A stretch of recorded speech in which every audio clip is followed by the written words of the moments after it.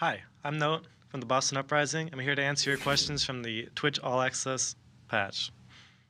And so first question's from Cassendo, and they say, hey, how did you get your name? So my name kind of originates from a shortening of my current Twitter handle, which is not even blue, because when I played the game Team Fortress 2, I used the handle blue, which was the French spelling, so I guess bleu, but I don't really pronounce it that way. So when I was going to Battle.net and Overwatch, when I started to play, I wanted to shorten the name down, and I just chose to take the first four letters of Not Even Blue, which is N-O-T-E, and that's kind of how the E got capitalized as well. Next question's from Ikari_OW and asks, which historic time period do you find the most interesting? And I think I would probably have to say maybe the Roman era, kind of like Pax Romana kind of area. Yeah. Next is from BuckleBD, asks, do you or any teammates have a pre-match good luck rituals? For me, I kind of have one basically at the start of every map, I guess, in which the admin says going in soon, and I type in soon, but with the spelling of LA Valiant soon. I don't know why I do it, but it's just kind of something I do every match. Next is from A Blind Gentleman. And it says, which do you find more important for improving your D.Va performance? Flicking or tracking? Tracking, 100%. Flicking, I mean, it's, I guess, good for D.Va Matrix, but your D.Va Matrix is like this massive triangle that comes out of you, so it's kind of a lot easier to aim than the gun itself. If you're having trouble with tracking, I'd recommend lowering your sensitivity until a point where you start to feel like it's more consistent, and then you can raise it after if you need to. Next is from Sifit, maybe?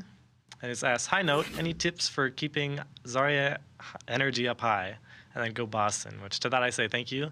And for the Zarya question, try communicating a lot with your Reinhardt. You can get a lot, or if you're playing with Winston even, I wouldn't recommend that, but if you are, just communicate with them. Tell them, hey, go aggressive. Hey, peek, take some damage. I'll bubble you. Using your own bubble is usually pretty easy. You see damage incoming, maybe like Junkrat rollers or something, you walk into it, take damage, get the energy. But if you really want to keep high energy consistently, you can use your bubbles aggressively with your main tank and just get it blowing free energy from there. Next is from Dovathing and asks, for as rough as the current meta shift has been for the Uprising, among other factors of course, do you think that the team has gained experience on how to better handle future meta shifts? Boston for life. Thank you again. And yeah, I think we're definitely gaining a lot of experience for different meta shifts, and I feel like the next time it happens, we'll definitely be ready for it. Next is Shadow Chief with 2 Ds and asks, hey Note, if you could live anywhere in the world, where would you go? And I think that kind of ties back to that second question where they asked what historic time period's most interesting, where Italy is a really beautiful country. I've been to Rome once already before, and I think if I had to live in any country or city, I'd definitely go there. Next is from El Glari, who asks, what is your favorite map? Probably like Temple of Anubis or King's Row, maybe. I'm gonna go with Anubis. That map's just fun. Most people don't like TCP, but I don't mind that map. Next from It's Not Laura asks, hi Lucas, what did you choose, or why did you choose 3 for your jersey number? I love you heaps. Thank you. It's kind of a weird story, but it involves me very young, going to a circus with my grandparents, and there happened to be a duck race. I don't know why there was a duck race. I can't explain anything about it. Honestly, it could have been a dream for all I know, but So I voted on the number 3 duck. Randomly just picked it, and then it won, so I'm like, hey, this is a pretty good number. So I just kind of kept using it whenever I guess need a number for something. Next is from Zushu. Asks, what is it like to play D.Va in the new meta? Is it different from stage 3? Yeah, I think so. I think with the addition of Brigitte, there's a lot of like healing and stuns and like disrupts that can stop you from being a lot more aggressive. So you spend a lot more of this game just like shooting tanks. So I guess the biggest difference is a lot of the time I'm spending isn't trying to like flank and get set up for a dive. It's mostly just like how often can I shoot tanks and how often can I use my missiles on the other tanks. Next question from Ridge Runs asks, Golden Boy proclaimed yesterday that dabbing was dead. Can you please prove him wrong? No, I can't. I try to raise my arm to do it, but it won't. It won't reach past this. Like it won't happen. I'm sorry. Like I can't help you. Next question's Latuda Pyrope1 and asks, what role do you think you'd play if you weren't an off tank? Main tank. Probably a lot of people don't know this, but like earlier seasons, like seasons 2, 3, 4, I played a crap ton of Winston, and I had a lot of fun playing the hero. So I think if I wasn't playing off tank, I'd probably just be on main tank. Also pretty vocal, so makes sense.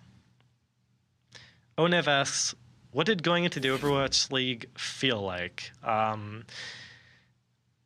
It felt real good because I knew I didn't have to go back to another semester of school. I kind of was slacking and procrastinating in school, and I wasn't looking forward to another semester, but I knew that if I'd put enough work into Overwatch and I made it to the Overwatch League, I could put that on hold for a while I'm playing. So, yeah, it felt real good. Vesky asked, what is your favorite snack? Do drinks count as snacks? I don't know if they really do, but hot chocolate or coffee, if drinks count. If they don't, probably like almonds or like Welch's fruit snacks. I got a giant box of those back home. They're pretty good. PSNA Lester Kane asks, what was the most memorable thing about your trip to Boston? Probably meeting the fans, going to a Microsoft store in the middle of a mall and just having this like seemingly infinite line of people just coming up just to say hello was like absolutely incredible. Like the city was beautiful and all, but like nothing could really compare to that. Next from Tom20001 asks, why do you like your hero class so much? Probably the versatility of it.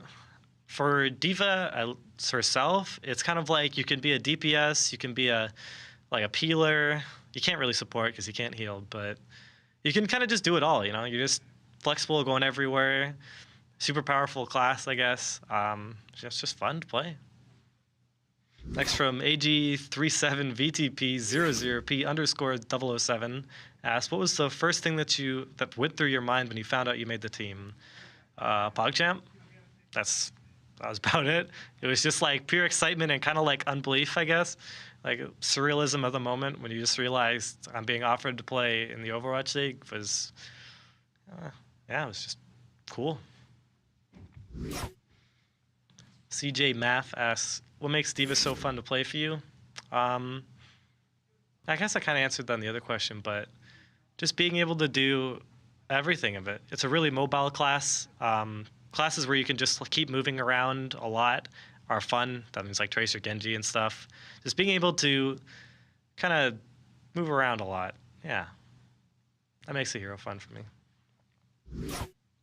The Coleslaw asks, any tips for countering ults as D.Va? It kind of matters which ulti it is. Things like rip tires you can counter by literally just like flying into, because if it just kills you and takes your mech, it's like way less of like a bad thing than if it kills like a support or two.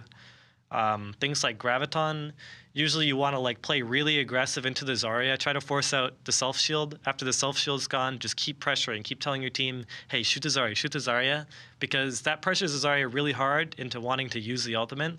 So you just like wait for it. You just keep looking, and eventually they'll have to use it or they die. So that's for those two. Other ultimates, I'm not really sure. Like Pharah ulti, you just want to hold Matrix. Just try to use it very sparsely during the fight. Just try to like pressure people out instead of matrixing things, and just wait for it. The Pharah is going to go for it eventually. She doesn't use it, again, she'll just die. Otherwise, you just eat the whole thing. That's kind of the only alts I can really think of right now, at least. If I had like a list of alts, maybe I could tell, but I don't have that in front of me. All right, Noob Place asks, what's your favorite team to play against? And I don't really think I have one, I guess. Just playing the game overall is fun, so I guess really all the teams. Starstruck Gaming YouTube asks, favorite ice cream flavor? Vanilla, probably. I'm a classic kind of person. And then Cine asks, what other hero aside from D.Va would you like to become a god at? I think Widowmaker would be a sick hero to be a god at. Like, that hero is just like the epitome of just like real good aim and good positioning. And if I could choose like another hero where I could just instantly become super good at, it would probably be Widowmaker. and she's just fun to play as well. And lastly, from Messiah the Last, what would be your dream job had you not gone pro? That's a weird question because when I went to school, I was kind of planning on being just like computer science programmer. But I think if I could just like choose a job to just like instantly be teleported to and just have that as my life's work, they'd be like archaeologists, I think. I did that for one of my classes in high school, and we actually went out to like a dig site, and it was super fun. Even like you have to record a ton of notes and stuff, but it's still like really fun to do. So yeah, probably archaeologist. And thanks, guys. That's the end of the questions.